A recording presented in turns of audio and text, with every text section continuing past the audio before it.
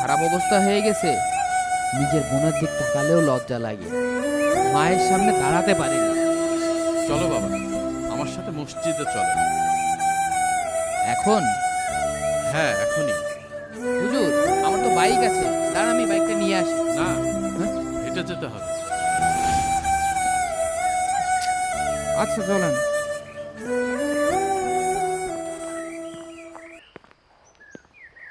দাঁড়াও, তোমাদের বাসায় গরুর দুধ আছে?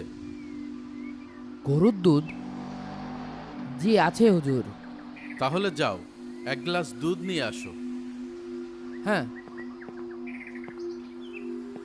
কিন্তু আমি তো আপনার কাছে জানতে চাইছি অন্য বিষয়ে।